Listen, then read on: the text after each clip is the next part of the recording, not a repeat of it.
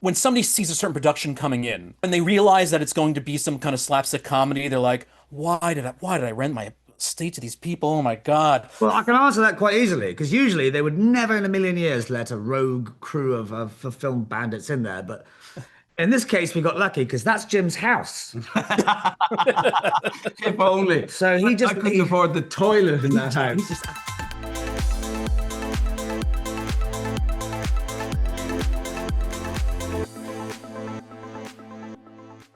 Gentlemen, Matthew Shuckman, Den of Geek. Well, Jim, this is my second time talking to you, Jim. How's it going? thank you. Hi, Matthew, how are you? You How forgive Tom, me how's it if going I as repeat well? myself. Sorry, I'm Jim. I'm the director. This Oh, is oh, oh, We did an individual one. oh. Yeah, yeah. what did he say about me? Yeah, I He was said he highly said everybody was complimentary, wasn't great I, Matthew? except for some guy named Tom. He said Tom was just like, oh, it was Tom horrible. Hill. Yeah, he's a terrible actor. Is Forgive there me anyone who also. couldn't get the tone at all? Felton. Clearly, there are things that are set up. Jim, I know last time we spoke, we were talking about a lot of stuff that's in the background. It's always, those are jokes that have to be there. But because there are punchlines that have to go in a certain way, does it feel weird to have, not say the improv or anything like that, but ideas that you want to bring up on set both directions? Like, well, we can't because some of this stuff is so set in stone, it has to go a certain way. Yeah, I mean, look, to be honest, the whole thing was pretty set in stone. This kind of comedy is almost mathematical. You had to prepare. We had meetings about every scene and what the posters could be and what the funny background could be. And you're getting, okay, our biggest search was for the sumo wrestlers who appear on the lawn instead of people playing croquet like you'd have in Downton Abbey. We had two sumo wrestlers. Can I just tell you how hard it is to find two sumo wrestlers in Britain? I think we got the only two in Britain, and they had to stand there in the freezing cold as it was November. Was there? You may not have even seen it there. In the No. back is shot, and it flies past in a second. So that stuff has to all be really, really prepped Yeah, ahead. I would say it's a beautiful marriage of both the physical humor, not only with the giant panda in the room and the sumo wrestlers, but also the writers are so attuned with British comedy or that type of humor, if you will, that there's no need to deviate. And even when we did, it wasn't funnier. So very much just sort of stick to the It was very crafted, the script, Yeah. very Yeah. crafted. But it was the one day where we had to do the inspector ideas for what his inspector's name might be. It's still the funniest scene to me. It brings me to my knees just thinking about And it. I think one of my favorite moment is Adam, who plays Bert Chester, suggesting with an absolutely straight face, Inspector Thoroughly. which, which you Bert. may or may not get. But And it all happens so quickly. I've seen the scene about 25 times now, and I'm still finding you. You are a bunch of whiny. Sorry. Clearly, there must be some sort of pull to wanting to do a comedy of this style, especially now that's kind of on its comeback. But was that the main pull of wanting to do this movie, or were there other reasons that said you want to be part of FACKHAM Hall? Yeah, it was a kind of like snort out loud read, the first time I read the script. And like any kind of script, when it's coming alive on the page, it's very exciting. You just want to do those films. And I wanted to watch it as much as I wanted to be in it.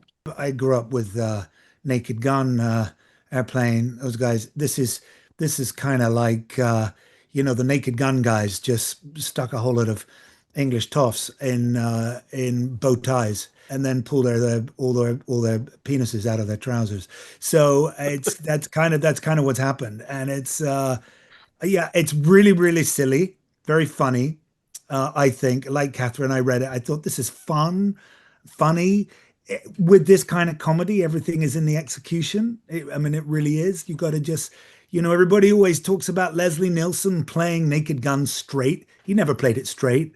He played it consistently, brilliantly, truthfully, but always with a raised eyebrow, an arched eyebrow. And so that's what we tried to do. It's a send up of a genre, but with so much affection. I really love that it wasn't like a cynical or snarky taking the piss, but a really joyful taking the piss. And it is really celebrating a British genre that's a brilliant genre that's brought us a lot of great fun and entertainment. So I love the lightness of it, the lightness of the touch. As Archie is a character, I find very interesting because while, yes, he is kind of self-centered, doesn't understand a lot of cues, and is upset about things, like he doesn't really kind of blow himself outside the box.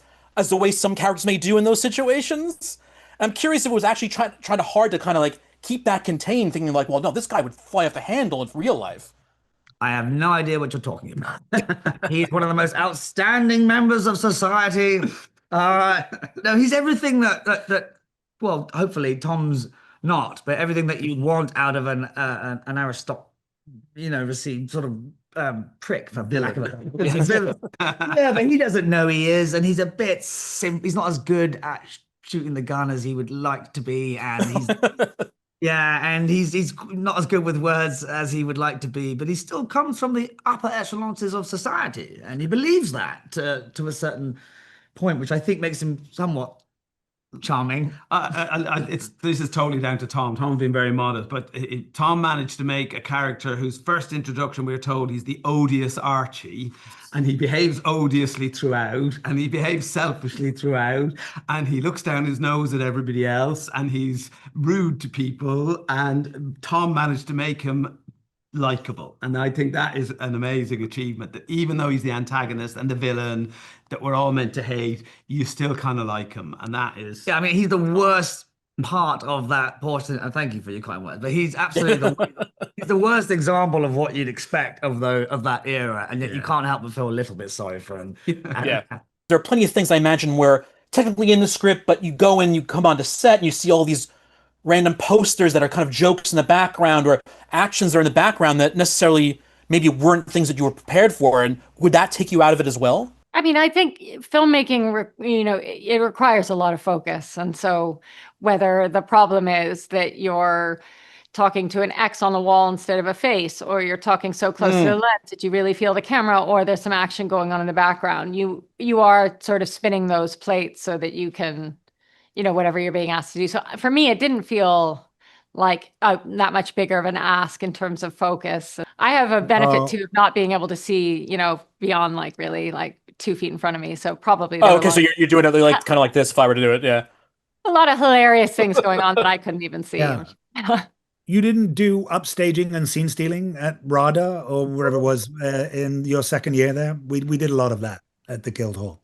I know the people who own the estates that you're renting these places out from. It's not like it's families living there, year round, and you're showing up. But is there also something about when somebody sees a certain production coming in and they realize that it's going to be some kind of slapstick comedy? They're like, why did I rent my estate to these people? Oh my God. Well, I can answer that quite easily, because usually they would never in a million years let a rogue crew of film bandits in there. But in this case, we got lucky because that's Jim's house. if only. So I couldn't afford the toilet in that house. I won't lie, the fact they let us in there at all. It is amazing. There were £1 million paintings on the walls, and people are moving stuff around, and they're bumping into stuff. So what we did is some of the background, these extras, the supporting artists, are from the house, and they are basically there to go, right, don't go near that paint, and to stop other extras. I mean, literally touching stuff. There's tens of millions of pounds worth of art on the ancient, shining armor, and so forth, and furniture that just didn't move. You couldn't move because it hadn't been moved for 300 years. It's owned by the Earl of Derby, is who owns. And am I right in saying the Earl of Derby, he came on set a few times and found it all very fun? Oh yeah, he loved it. So, yeah, he loved it. I think the fact that it was a comedy actually was a big attraction for them. They loved the idea of it. Yeah, we're already aware of your favorite scene at this point, but were there anything in the script that you knew was funny? You understood how funny it was, but when you saw it after, it had a whole new level for you, or even filming it, you're like, I couldn't keep myself together because I didn't think it was going to be this funny. Well, I think Jim you must have seen it. I felt like you saw it all before we were on set. Like it was all funny on the page, and then our actors always brought it to another level, because as I said to them all the time, there's a level of funny on the page. The lines are funny, the gags are funny, the visuals are funny, but the biggest comedy of all for me is the gap between them playing it so seriously as if they're in Shakespeare, and fart jokes happening, and Tolkien shitting his guts out in the toilet next door. First, it's quite playing it dead serious. It's quite confusing at first, because I don't think there's ever been a comedy or a drama like this. It's I was saying earlier to Thomason, if you take out the gags, if you will, it's a very heartwarming period drama. It's a love story that prevails. You add in the fart gags and all the various. One of my favorite bits is my Archie's dear friend Bertie, our lovely Adam. He plays a song in the piece. I shan't name it now, but it's treated as a very charming, whimsical song, and the punchline speaks for itself as and when you'll see it. You may kiss the choir boys. You may kiss. The choir boys will now sing Ave Maria.